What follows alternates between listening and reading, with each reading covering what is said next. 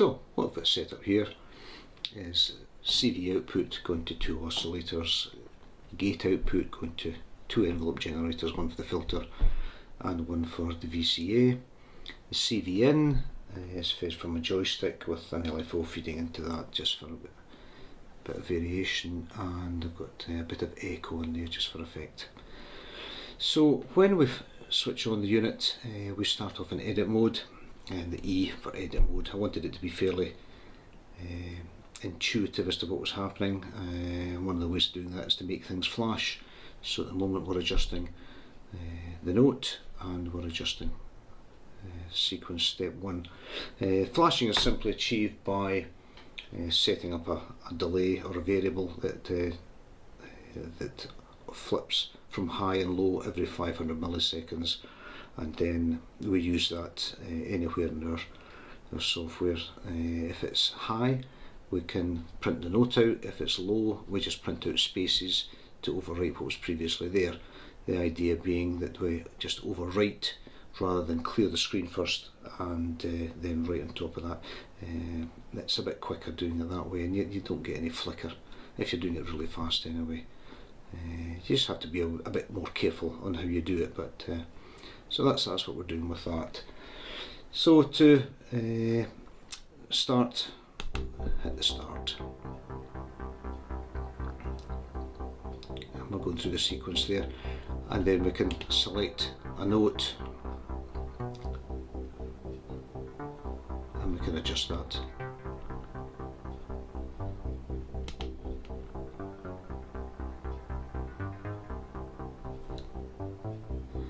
If we press the shift and start stop, we can actually pause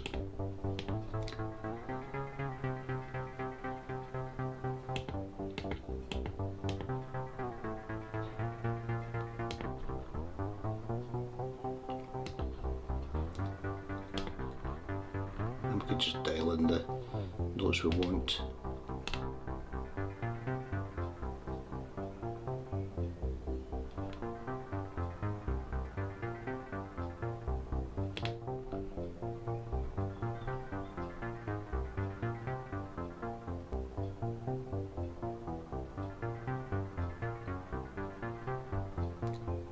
Let me just go around and select each note and adjust it accordingly.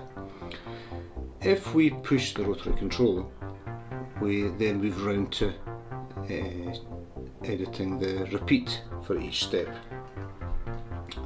and we can adjust that if we select the first one anywhere up to 8 times, and it just repeats that step. Pick another one.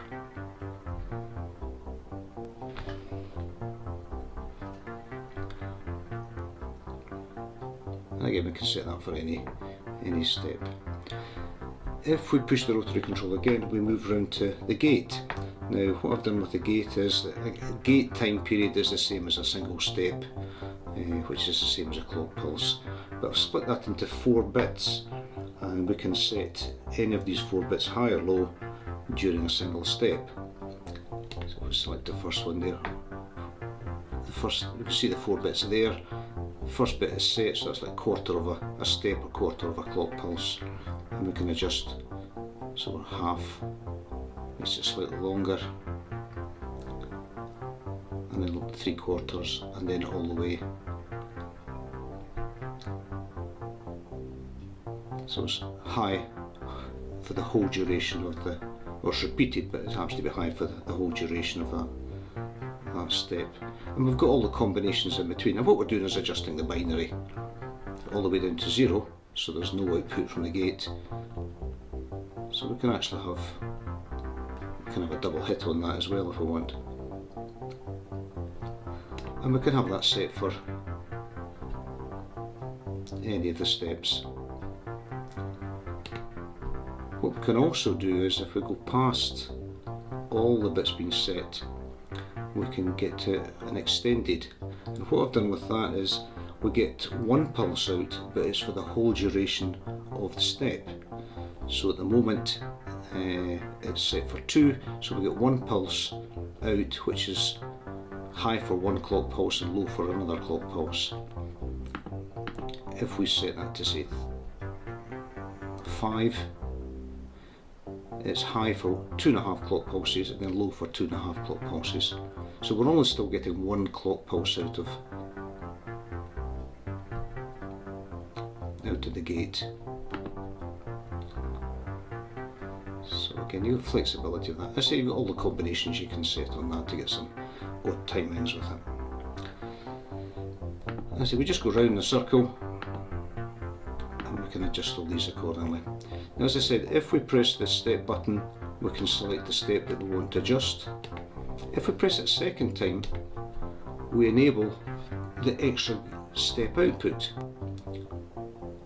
And we can see that there if we set that one, for example. And we could take that to feed another module, whatever it happens to be. But what I've also added is a composite output. Let's put one of my gizmos here. So whenever any of these outputs is high, we get an output from the composite. And the way it's set at the moment is that the outputs here reflect whatever the gate setting is for that particular step. But we can change that. Now, if we press this step button again, we can mute the step, so it's no longer giving a gate output. It's still counted in the sequence, but no longer gives a gate output. If we press the button again, we get an X, and the step is no longer counted in the sequence. We can see that the light is actually out. These lights look a lot brighter than they really are. The camera tends to make them a lot brighter. Press it again, we're back round to normal. So it just goes round the circle. And again, that can be set for any step.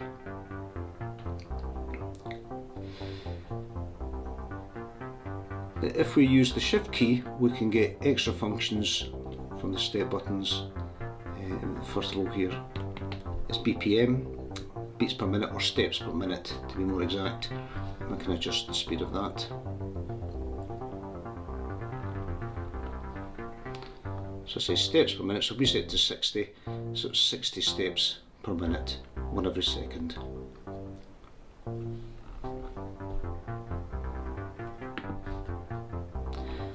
Next one is steps, and we can vary the number of steps in the sequence.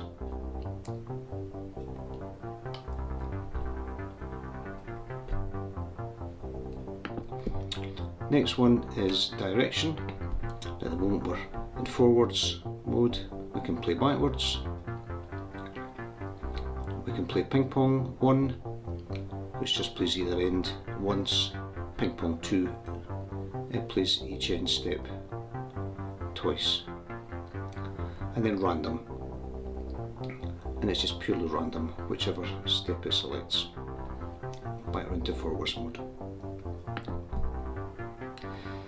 Next thing we have is R&D. Now what that does is when we're editing the note, if we press Shift R&D, it will generate random notes over, at the moment it's a 2-octave range, but again we can change that. And it's all based on the first step in the sequence. Again, the idea is that this is the base note, and then every random note is from there upwards. So we're only generating 7 random notes. This one stays the same. So if we change that one,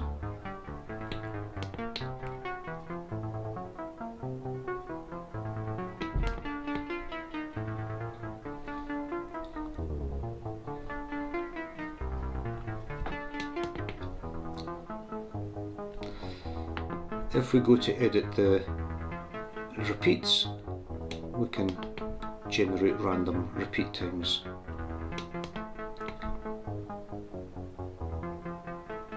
We can do the same thing with the gates as well. Turn them down.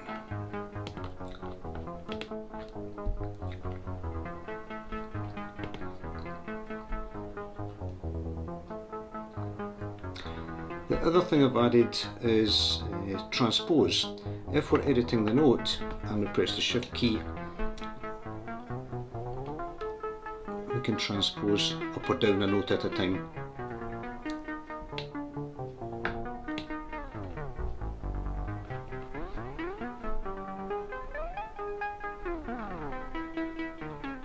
So we can do that with it. The other thing is if we're editing the repeats, we can actually rotate the sequence. Handy if you generate a random sequence and you maybe wanted to start on the 4th step rather than the first one. You can actually just rotate it round. Again, handy. So that's really all there is for all the features for editing a sequence. Once you've generated your sequence, then we can then save them if we press Shift and Save. And what I've done with this is we have enough capacity to save 8 banks of 8 sequences, and we can use the rotary control to select the bank 1 to 8, and then we can select the sequence we want to save that into. So for example, we can save that sequence into number 8. In a similar way, we can select load, and we can select the bank, whatever it happens to be, select a sequence.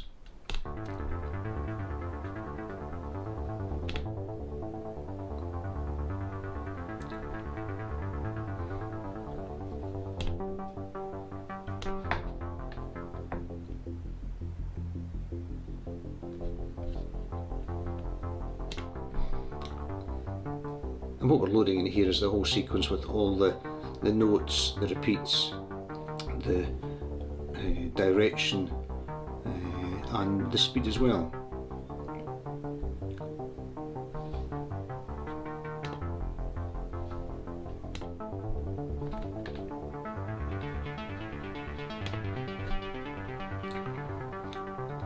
And what we're doing here is we're actually loading in the sequence really fast. We can load it in at the next clock pulse, which is what we're doing. But what we can also do is load it at the end of a sequence, and the way we do that is through the menu. So if we go to menu, the menu is a fairly straightforward menu. We can select the menu item. What I've also done is using the step keys. If you know what number it is in the list, so it's the first, second, third, fourth, fifth, whatever, we can then use the step keys to jump to, say, the 5th menu item, which is the sequence change, and that's set to clock. So we can then change that to sequence. So now, if we select the sequence, if we change the sequence, it will change it at the end of the current sequence, and we can see at the right hand side here, we can get an indication of the next sequence to be played.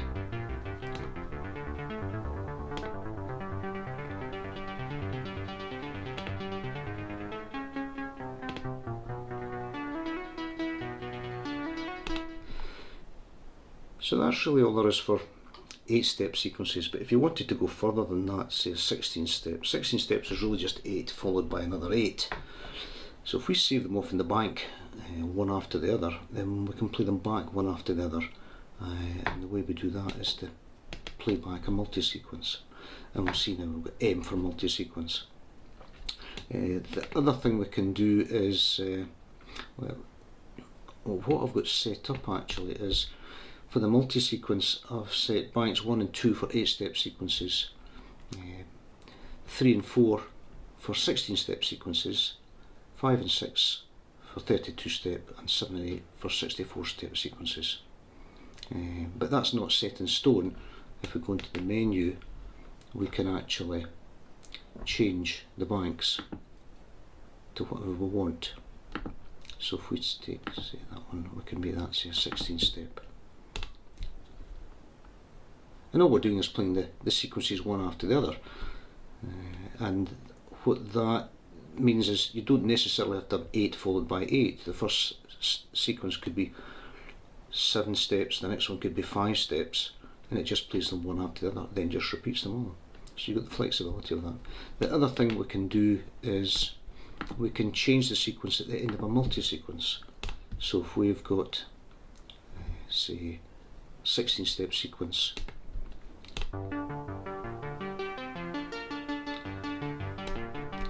it will wait till the end of the current sequence, or the end of the multi-sequence, before it starts playing the next one.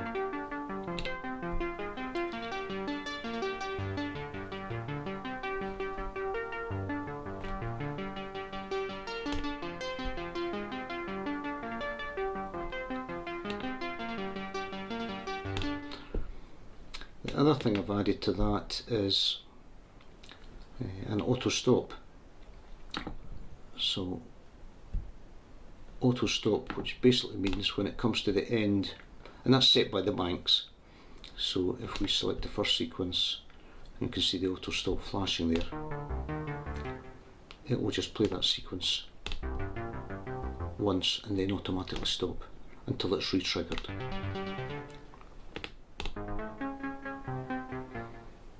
And again, that can apply over. I've set it as double banks there. So we'll go for that one. I've just changed the indicator here. The M here just means it will change at the end of the multi-sequence. Again, just a visual indicator.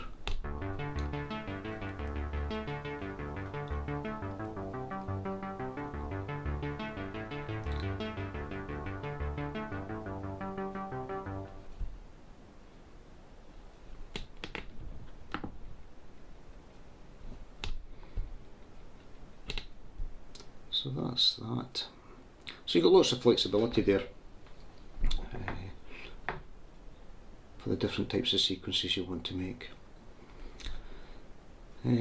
Other menu options we have, clock input is internal or external.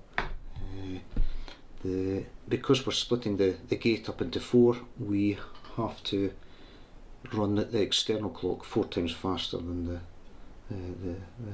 what we're displaying, but that's not a hard thing to do with a lot of clock generators. Range of notes, as I said before, we're for random, we're generating over 2 octaves, 24 notes, but we can actually change that.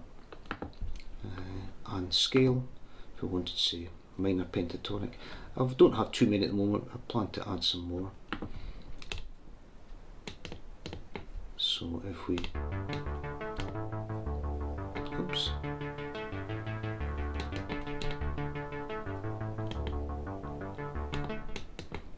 if we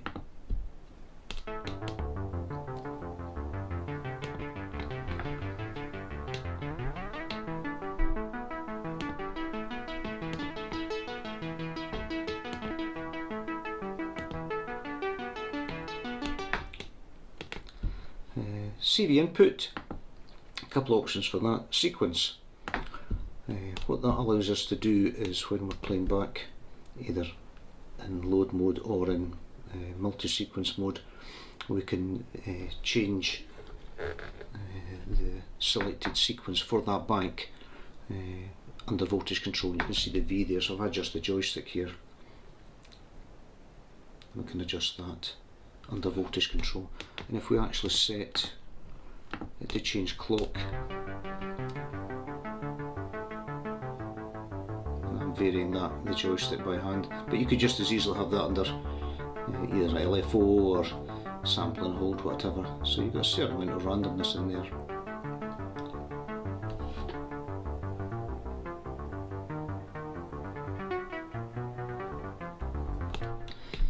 The other thing we can do with CV input is change the clock frequency, and again we can see that varying there.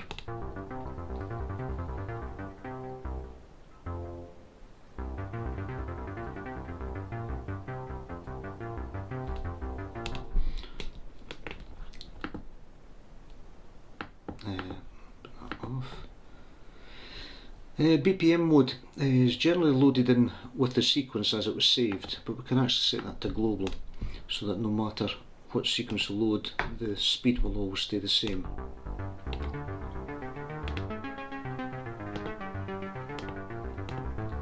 I thought that was quite a handy thing to have.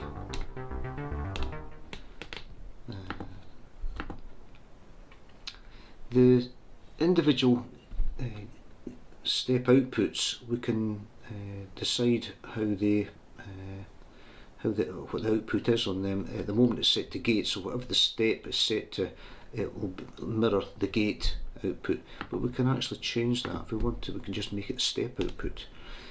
So if we load our gate output is as it's set,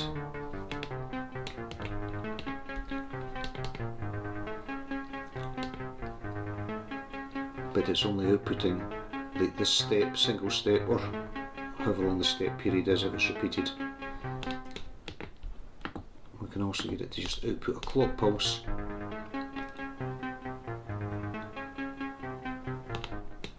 Or we can get it to do the extended gate. So we'll give one clock pulse depending on the length of the step.